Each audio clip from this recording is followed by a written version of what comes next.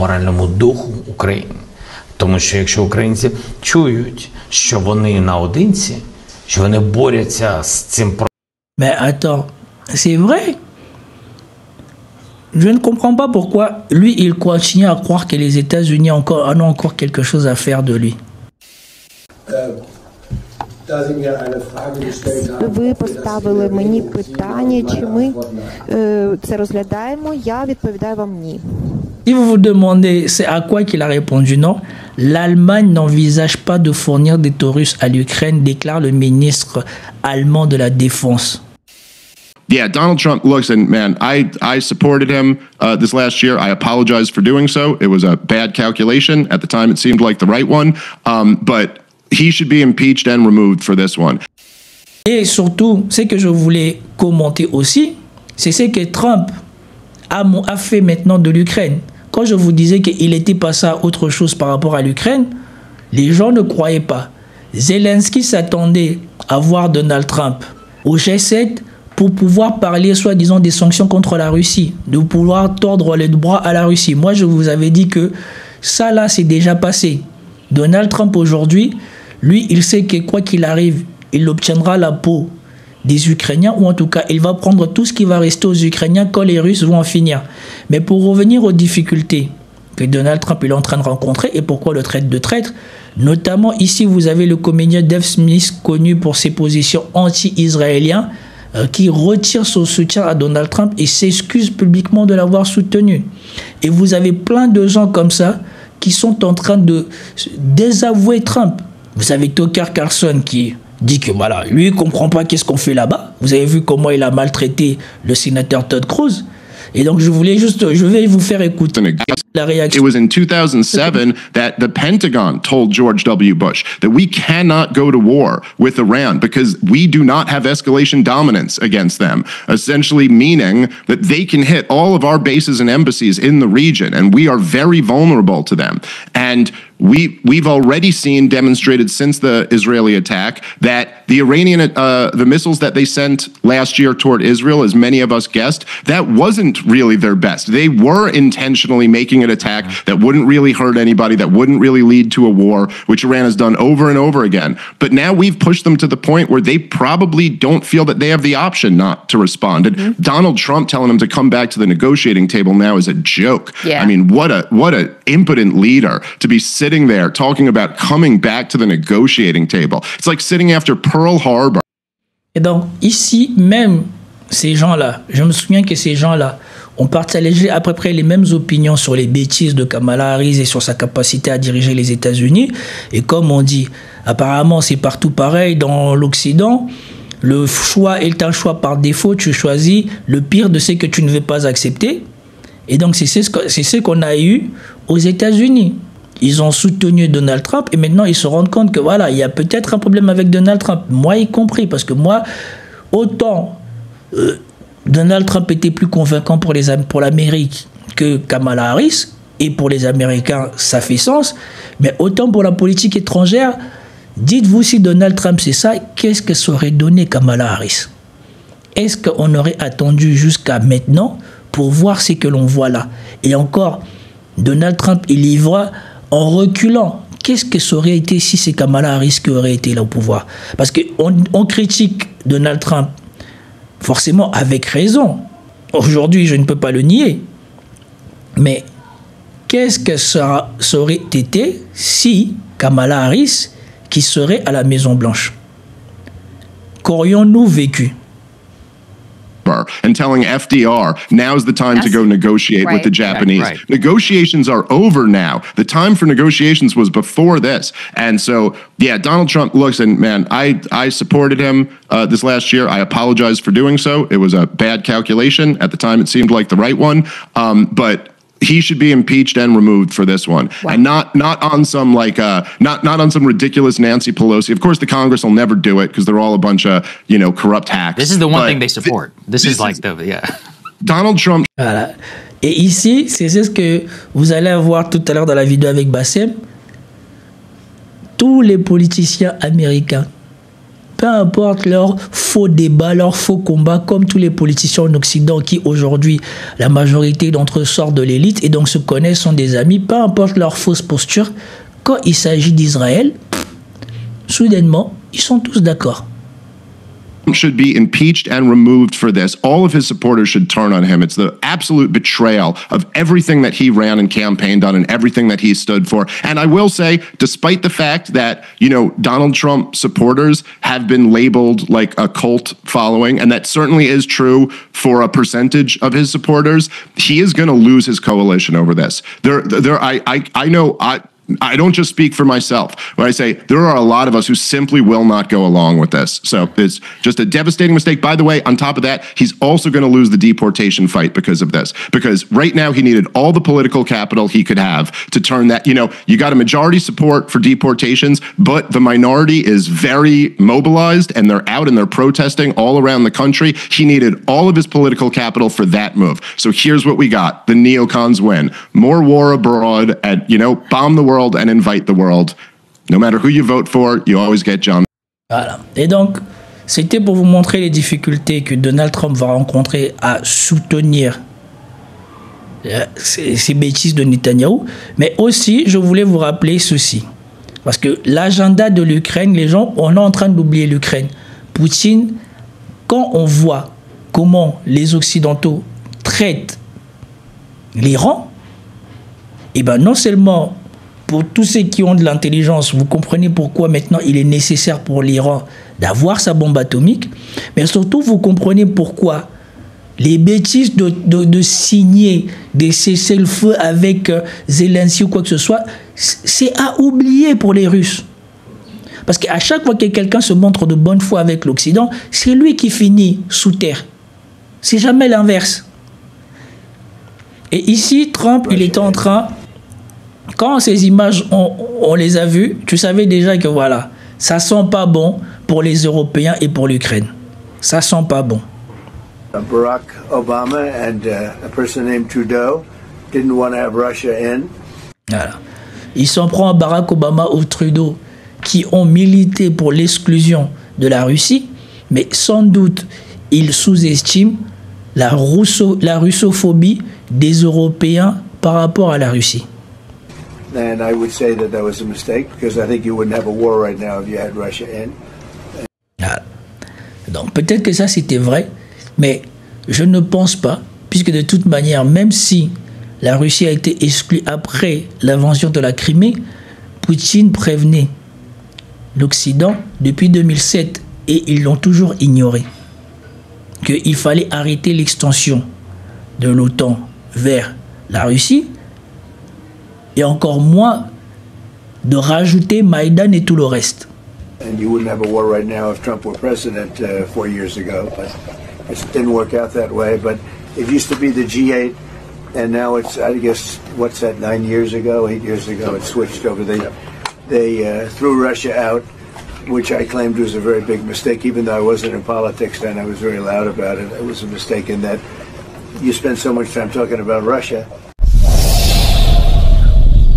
Et donc ici, il disait que voilà, les Occidentaux, particulièrement à l'époque avec Trudeau et Obama, ont fait l'erreur d'exclure la Russie parce que ça coupait les ponts avec la Russie et ils n'avaient plus aucun moyen de négocier avec la Russie ou même de calmer la Russie et d'éviter cette guerre. Premièrement, c'est ça le premier point qu'il a fait à ces gens-là. Le deuxième point qu'il a fait à ces gens-là pour les humilier, c'est ça. Un cessez-le-feu, c'est une très...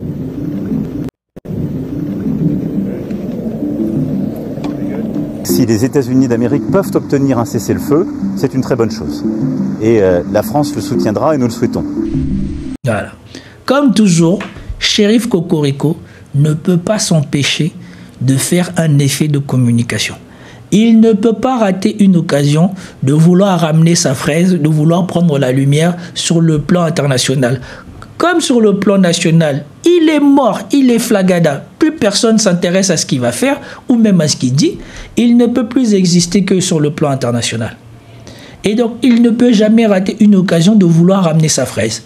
Et ce tour-ci, il a fini par le payer.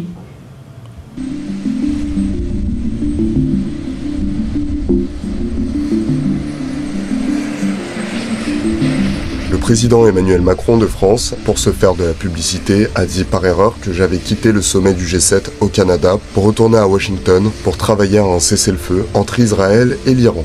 Faux. Il n'a aucune idée de la raison pour laquelle je suis maintenant en route pour Washington. Mais cela n'a certainement rien à voir avec un cessez-le-feu. C'est beaucoup plus gros que ça.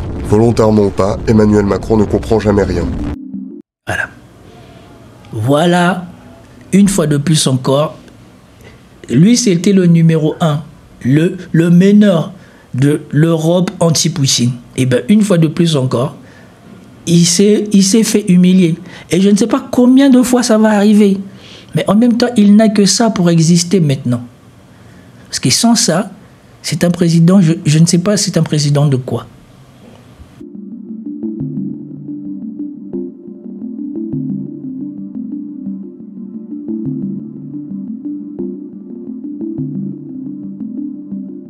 Ouais, je voulais revenir sur Zelensky. Parce que la personne oubliée dans cette histoire, c'est la guerre d'Ukraine.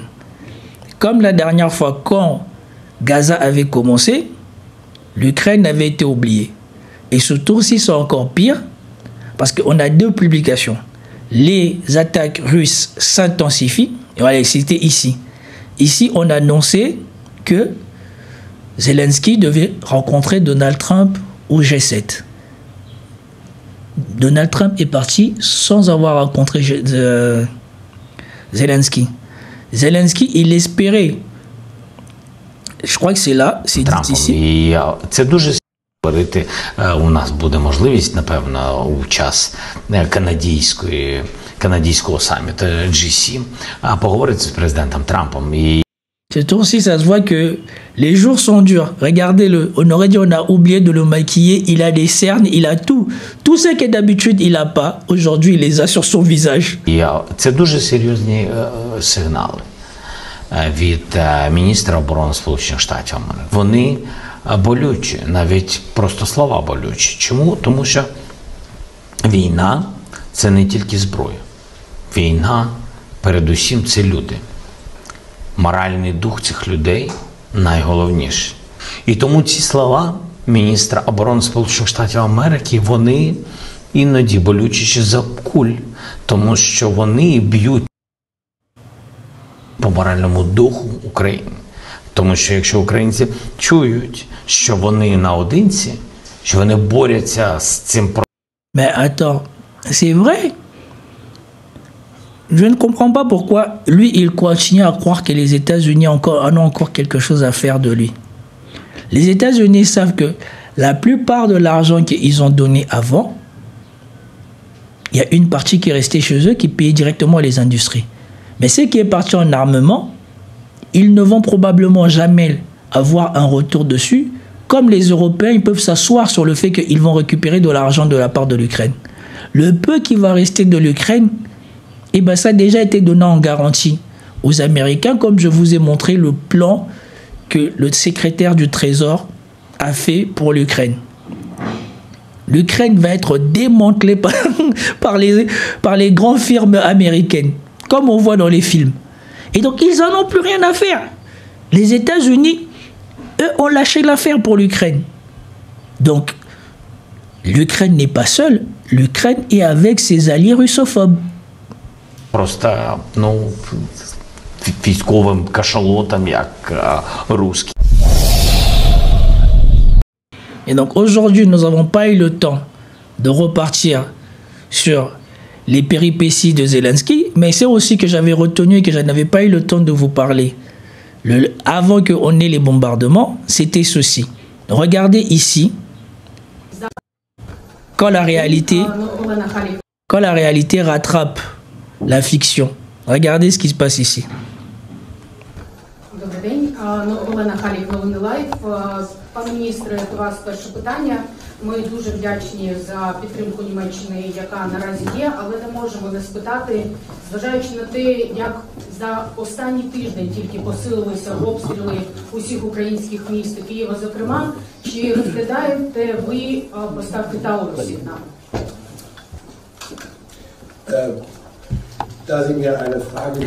Ви поставили мені питання, чи ми це розглядаємо, я відповідаю вам ні.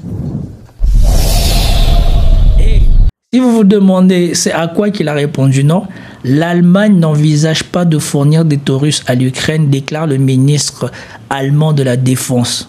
Tout le Lesbrouf, tout le va-t-en-guerre de, comment il s'appelait, Friedrich Merz, par rapport à l'Ukraine, là aussi, je vous avais dit que lui, il ouvrait, mais il avait été désavoué de son élection. Il n'a pas été confirmé au premier tour. Et donc, ce n'est pas lui, même s'il le veut, même s'il fait le fanfaron, qui peut diriger l'Allemagne comme il veut. Et la question de Taurus s'était posée parce que ça engageait directement la responsabilité de l'Allemagne par rapport à la Russie dans cette guerre en Ukraine. Et la Russie avait dit que si ils sont touchés par des Taurus chez eux, eh bien l'Allemagne sera à l'abri de rien. Ou plus ou moins, ils avaient fait comprendre ça. Et vous avez vu que maintenant, la situation est bien claire. Les Taurus ne viendront pas. Sur LCI, ils étaient en train de glosser, oui, le casseur de pont, le machin de nani nanana. La réponse est tombée il n'y a pas moins d'une semaine. C'est niet. L'Ukraine devra se débrouiller avec ce qu'elle possède déjà. On va finir cela avec une publication que j'avais retenue.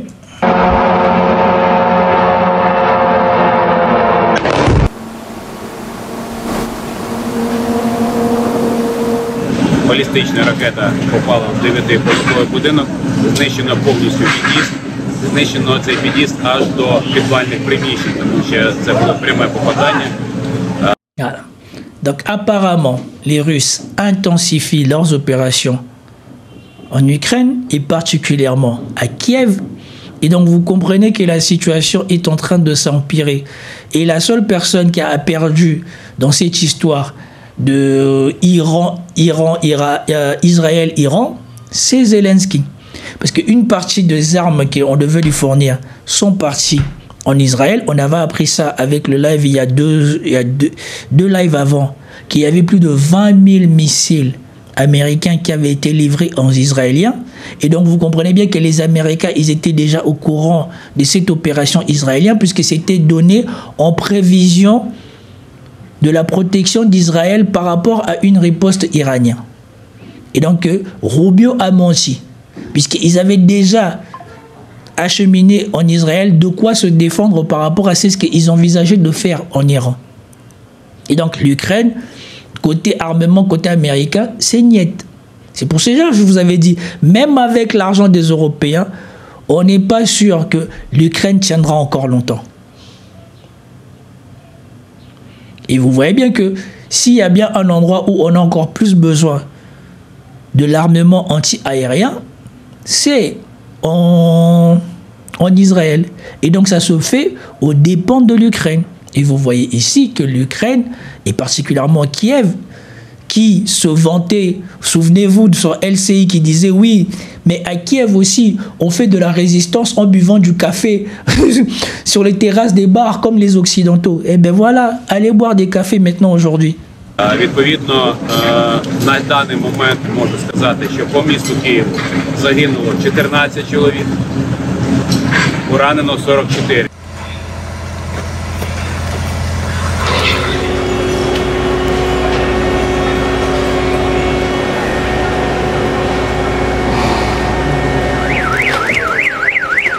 Ça fait de la peine de voir des innocents, ou ça fait de la peine en tout cas de voir des gens pleurer comme ça. Mais c'est la réalité de ce que les gens qu'ils ont mis au pouvoir ont choisi. C'est pour cela, moi, à un certain niveau, je n'accepte pas le discours de dire que soi-disant, les Occidentaux, ils sont pour rien sur ce que leurs aïeux ont fait au reste du monde. Parce que même si aujourd'hui on a mis des règles en place et tout ça, les gens que les Occidentaux continuent de choisir, continuent de semer la mort partout dans le monde. C'est inutile, c'était juste pour vous montrer les dégâts qui se sont passés à Kiev. Peace out.